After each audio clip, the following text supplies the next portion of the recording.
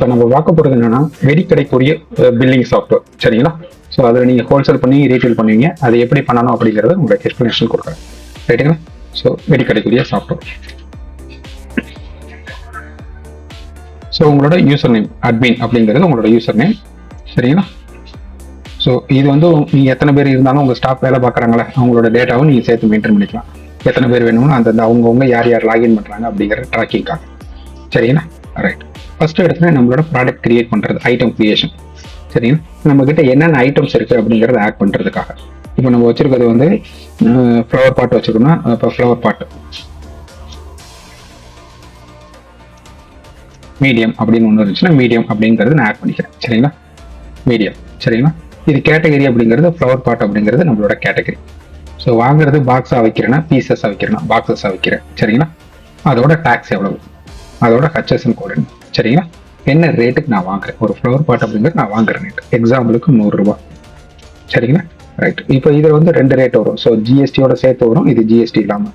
So உங்களுக்கு எந்த rate நீங்கள் நெட் ரேட் வாங்குறீங்கன்னா 100 கொடுத்தீங்கன்னா ஆட்டோமேட்டிக்காக அது பிஃபோரில் கால்குலேட் ஆகிக்கும்.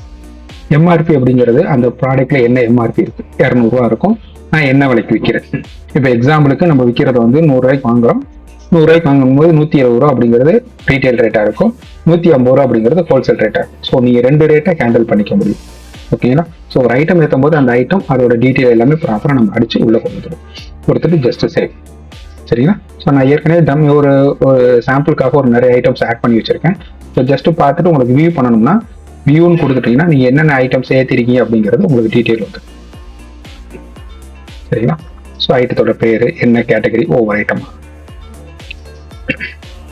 இது உங்களோட நேம் லிஸ்ட். ஸோ இது மாதிரி நீங்க எத்தனை ப்ராடக்ட் வேணும்னா நீங்க எடுத்து ஆட் பண்ணிக்கிறீங்க. ஓகேங்களா? ரைட். முடிஞ்சது. இதுக்கு அடுத்தது அப்படிங்கும்போது உங்களோட பர்ச்சேஸ். ஸோ உங்களோட ஸ்டாக் ஏத்துறதுக்கு. சரிங்களா? ஒரு நிமிஷம். இப்போ நம்ம பார்க்க போறது பர்ச்சேஸ் என்ட்ரி. சரிங்களா? ஸோ பர்ச்சேஸ் என்ட்ரி அப்படிங்கும்போது நம்ம எந்த சப்ளையர் கிட்ட இருந்து வாங்குறோம், சப்ளையரோட பேர். சரிங்களா? இப்போ நியூ கிராக்கர்ஸ் அப்படின்னு ஒருத்தட்ட வாங்குறோம் அப்படின்னா அவரோட பேரு. ஸோ புது சப்ளையர் இருந்தால் ஜஸ்ட் என்டர் அப்படிங்கிற கீ பிரஸ் பண்ணீங்கன்னா கேட்கும் இந்த சப்ளையர் பேர் இருக்கா அப்படின்னு. ஸோ கிரியேட் பண்ணணும் அப்படின்னா எஸ்எல் கொடுத்துட்டீங்கன்னா ஆட்டோமேட்டிக் அவரோட பேரை கிரியேட் பண்றதுக்கு ஆப்ஷன் வந்துடும். ஸோ அவர் பேர், அவரோட டீட்டெயில், அவரோட அட்ரஸ், அவர் ஜிஎஸ்டி நம்பர் என்ன வேணும் அப்படிங்கிறது நீங்க கிரியேட் பண்ணிட்டு சேவ் பண்ணிக்கிறீங்க. சரிங்களா? சேவ் பண்ணிட்டு அடுத்தது முடிஞ்சது. ஸோ உங்களோட பில் நம்பர், அவர் இன்வாய்ஸ் நம்பர் இருந்துச்சுன்னா அவரோட இன்வாய்ஸ் நம்பர் என்ன, என்னைக்கு தேதியில் அவர் இன்வாய்ஸ் கொடுத்துருக்காரு. சரிங்களா? ரிசிப்ட் என்னைக்கு தேதியில் வந்திருக்கு, என்ன ஐட்டம் தான் அவர்கிட்ட வாங்கியிருக்கேன்.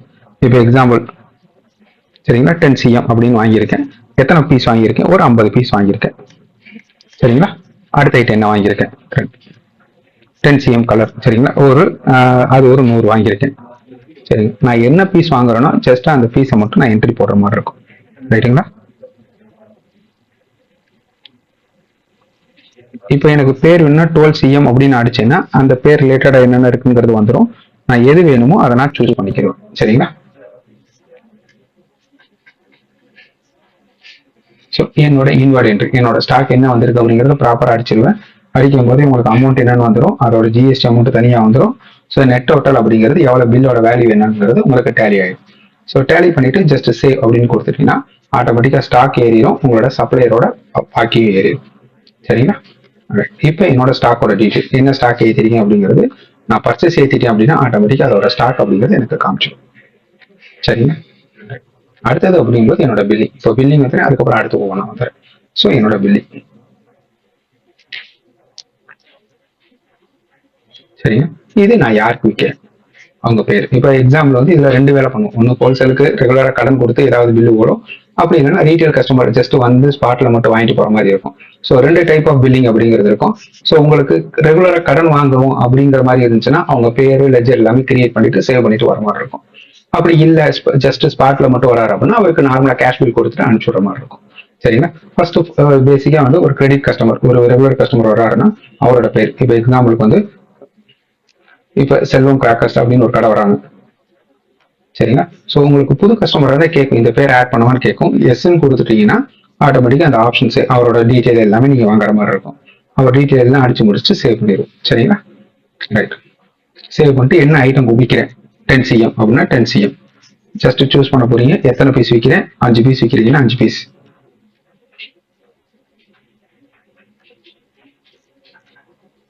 10 cm 5 பீஸ். சரிங்களா? அடுத்து என்ன வச்சிருக்கேன் அவர்கிட்ட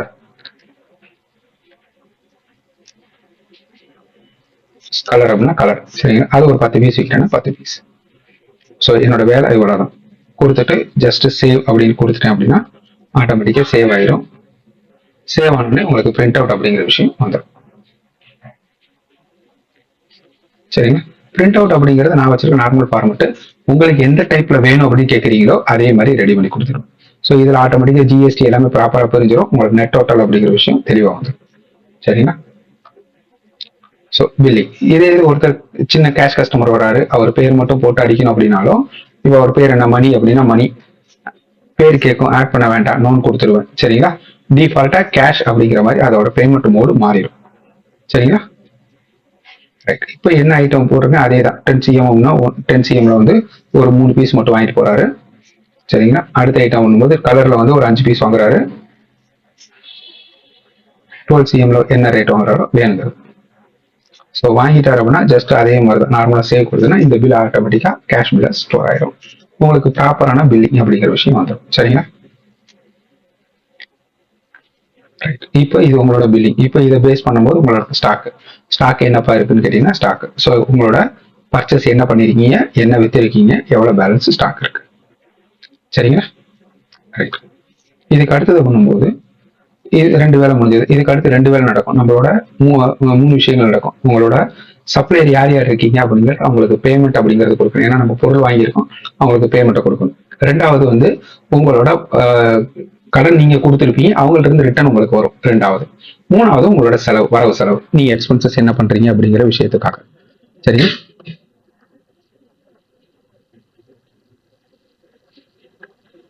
ஒரு ஆப்ஷன் மட்டும் மாத்தி.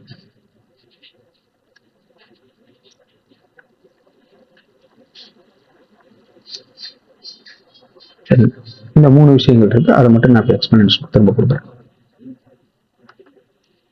ரைட்.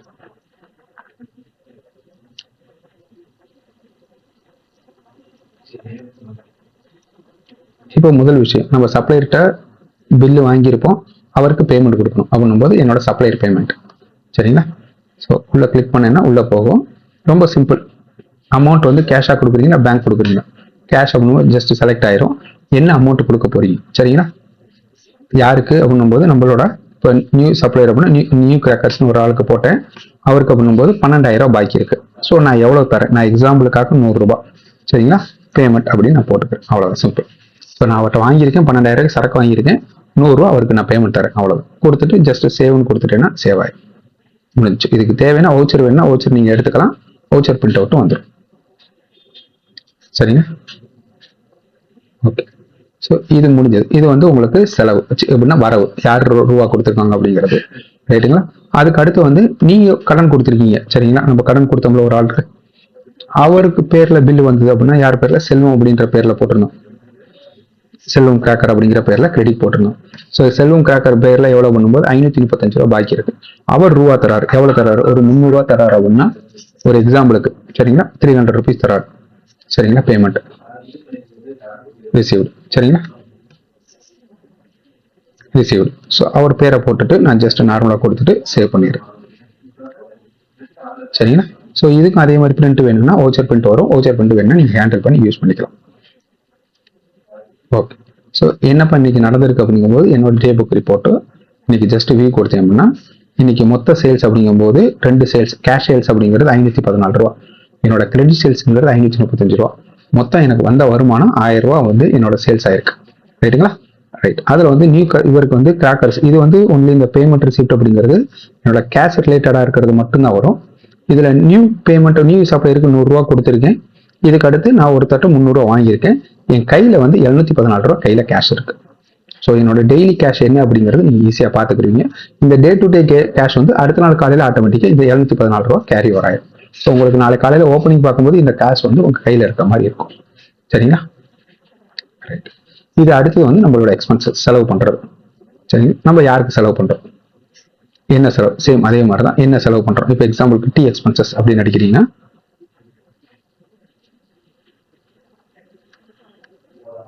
Tea expenses. சரிங்களா? எவ்வளவு பண்றேன், ஒரு 50 ரூபா மார்னிங் சாப்பிட்டது. ஸோ ஸோ உங்களோட எக்ஸ்பென்சஸ் அப்படிங்கிற விஷயமும் உள்ள வந்து சரிங்களா. இது எல்லாமே உங்களோட டே புக் ரிப்போர்ட்ல பர்ஃபெக்டா ரிஃப்ளெக்ட் ஆயிரும். உங்க கையில எவ்வளவு கேஷ் இருக்கு அப்படிங்கிறது முதற்கொண்டு வந்துடும். சரிங்களா. ரைட். இப்போ இதுக்கு அடுத்த வேலை, இப்போ நம்ம ஒரு வியாபாரம் பார்த்துருக்கோம், எனக்கு என்ன ப்ராஃபிட் கிடைச்சிருக்கு அப்படிங்கிற விஷயம் பார்க்கணும். சரிங்களா. அது என்னோட ரிப்போர்ட், என்னோட ப்ராஃபிட். ஸோ சிம்பிளா பார்க்கறதுக்காக சேல்ஸ் அண்ட் பர்ச்சேஸ் அனலைஸ் ஒரு ரிப்போர்ட் வச்சிருப்பேன். அதுல ஜஸ்ட் ஐட்டம் பேஸ் வியூ கொடுத்தேன் அப்படின்னா 10 CM அப்படிங்கிறது 37 ரூபா. என்னோட காஸ்ட் ரேட் வந்து 20 ரூபா 65 காசு வாங்கியிருக்கேன். என்னோட ப்ராஃபிட் வித்தது அப்படிங்கும்போது என்னோட ப்ராஃபிட் சரிங்களா. மொத்த ப்ராஃபிட் எனக்கு எவ்வளவு வந்திருக்கு அப்படிங்கும்போது 436 ரூபா அப்படிங்கிறது என்னோட ப்ராஃபிட் வந்திருக்கு. சரிங்களா. ரைட். இது என்னோட ப்ராஃபிட். ஸோ ஒவ்வொரு பில் வைஸா உங்களுக்கு ப்ராப்பரா வந்துகிட்டே இருக்கும். சரிங்களா. ரைட். இதுக்கு அடுத்தது அப்படிங்கும்போது 2 விஷயம். லெஜர். இப்போ உங்க கஸ்டமர் வந்து யாருக்கு அப்படிங்கும்போது நம்ம செல்வம் அப்படிங்கிறவருக்கு வந்து நம்ம சரக்கு கொடுத்துருக்கோம், வாங்கியிருக்கோம் அவர்கிட்ட வந்து. ஸோ அவரோட வரவு செலவு அப்படின்னும் போது அவரோட வரவு செலவு என்னங்கிறது வந்துடும். ஸோ உங்களோட சேல்ஸ் எவ்வளவு, ஸோ அவர்கிட்ட இருந்து செல்வம் கிராக்கர்ஸ் எவ்வளவு வித்திருக்கேன், அவர்கிட்ட இருந்து எவ்வளவு பேமெண்ட் ரிசீவ் பண்ணியிருக்கேன், எவ்வளவு பேலன்ஸ் இருக்கு. சரிங்களா. இப்போ இதே மாதிரி வந்து நியூ சப்ளையர் அப்படி நியூ கிராக்கர்னு ஒன்று இருக்கும். நியூ கிராக்கர்கிட்ட டீட்டெயில் என்ன, சரிங்களா, என்னோட பர்ச்சேஸ் என்ன, என்னோட பேமெண்ட், ஸோ என்கிட்ட பேலன்ஸ் என்ன இருக்கு. சரிங்களா. இந்த டீட்டெயில் எல்லாமே நீங்க பாத்துக்கிற மாதிரி இருக்கும். ஓகேங்களா. ரைட்.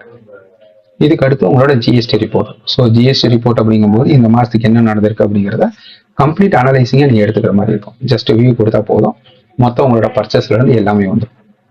ஸோ உங்க பர்ச்சேஸ் வந்துடும், பர்ச்சேஸ் சம்மரி வந்துடும், ஸோ சேல்ஸ் பில் வைஸ் வந்துடும், ஜிஎஸ்டிஆர் ரிப்போர்ட் வந்துடும், 3B வந்துடும். சரிங்களா. இது போக பர்ச்சேஸ் சம்மரி அனலைசிங் அப்படிங்கிற மாதிரி வந்துடும்.